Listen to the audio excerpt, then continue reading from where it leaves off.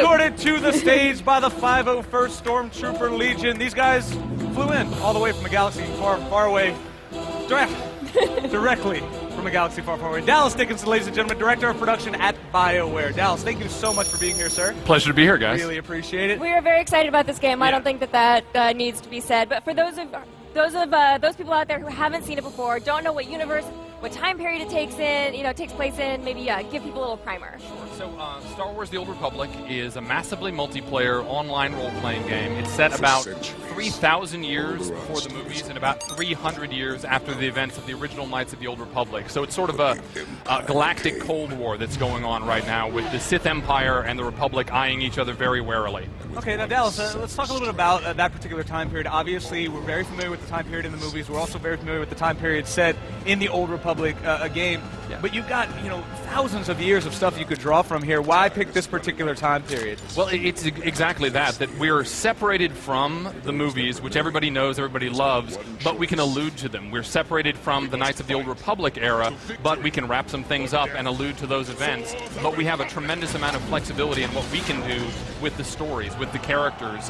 We can take them in whatever direction they need to go without having the trouble of stepping on the toes of existing canon. And so what characters are we going to be able to play, and what can we do with them? So we have... it's a very broad question. What characters and what can we do? Tell us. Well, I'm not sure what you can do with them personally, but the 8 classes that we've announced thus far. On the Sith side, we have a Sith Warrior, a Sith Inquisitor, we have an Imperial Agent, and we have a Bounty Hunter. And then if you choose to play on the Republic side, you can play as a Jedi Knight, a Jedi Consular, a Smuggler, or as a Republic Trooper.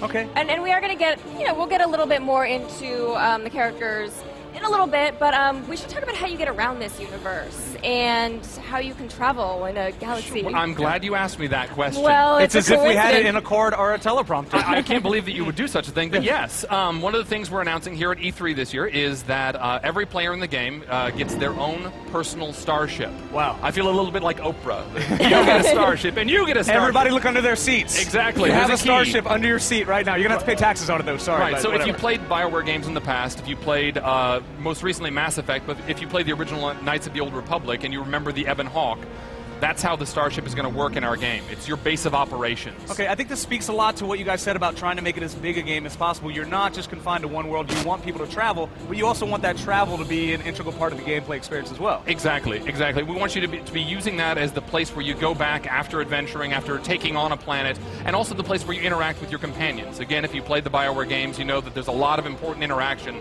that happens between you and your companion characters, and some of that takes place on your ship. Right. And then I can have my friends over to my ship. You can invite them over for a party. Yes, You can show off your ship, because we all know that all 9 games, but specifically massively multiplayer games, you really like to show off for your friends. You show your bling, you show the cool gear you've got, and you show your starship.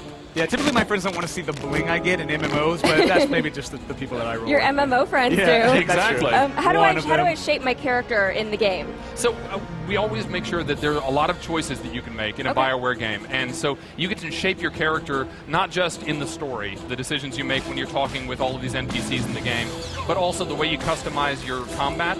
You get to choose abilities along the path. You get to choose an advanced class. So if you really like to play in a very specific role in an MMO, you can make sure that you fulfill that role within a combat party. So you're saying an advanced class would be something like if I like to tank a little bit more, if I like to do a little bit more DPS, I can focus my energies in that area. Exactly. I think the one that we've talked a lot about thus far is the Sith Warrior. The Sith Warrior can go one direction that is very much a tank. Right. He is the damage absorber. He is the focus of your battles. And the other direction you can go is much more DPS. He is doing as much output as possible, but he's not quite as heavily geared. Right. Now, you spoke a little bit at the beginning about those 8 characters and the fact that you've kind of divided it down the middle as far as like kind of light side and dark side. Now, when we're maybe kind of like gearing up a tank, are we going to see different powers for a dark side tank than we are a light side tank? How's that going to work? Oh, absolutely. In fact, per class, all of the ability paths are 100% unique. Okay. So when you're playing a more tankish side character, the Sith Marauder, which is the subclass of the warrior, that one has very, very different powers from what you might see in a Jedi Knight, which would be a melee tank on the Republic side. Okay. And you should answer it right now. Should we play as the dark side or the light side? Just throw it out there right now, dude. Personally, I'm playing dark side. There he is. Because, I don't know, honestly, I like the stories better. They're All right. dark. You get to make some really difficult decisions, some very Sith-like decisions you can choose, and it's pretty cool. All right, Dallas, stay right there. We need you to see more of this game. Absolutely, I think everyone else would agree with that. Yeah, I'm actually not letting go anywhere Yeah. at all. After the break, we're going to continue our extended world premiere hands-on look at Star Wars: The Old Republic. You're going to learn everything you need to know about PvP and see a live demonstration of combat. Yes, I see the know. Force in action in just a minute. Lightning.